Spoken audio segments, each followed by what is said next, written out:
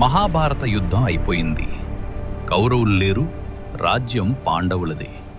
కాని పాండవుల జీవితం అక్కడితో సుఖంగా మారలేదు. యుధిష్ఠిరుడు రాజయ్యాడు, కాని అతని మనసు శాంతిగా లేదు. యుద్ధంలో పోయిన ప్రాణాలు అతన్ని రోజూ వెంటాడాయి.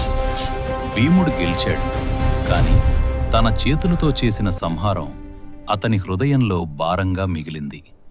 అర్జునుడు మహావీరుడు, కాని యుద్ధం తర్వాత అతని చేతులు వణికాయి. ఆయుధం ఎత్తాలంటే కూడా. నకులుడు, సహదేవుడు యుద్ధంలో తక్కువగా కనిపించిన నష్టాన్ని మౌనంగా భరించారు. అన్నిటికంటే ఎక్కువ నష్టపోయింది ద్రౌపది. తన పిల్లలను కోల్పోయింది. గెలుపు ఆమెకు శోకమైంది.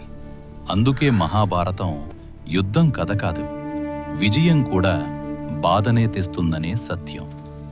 ఈ ఛానల్ ఫాలో చేయండి, సబ్స్క్రైబ్ చేయండి.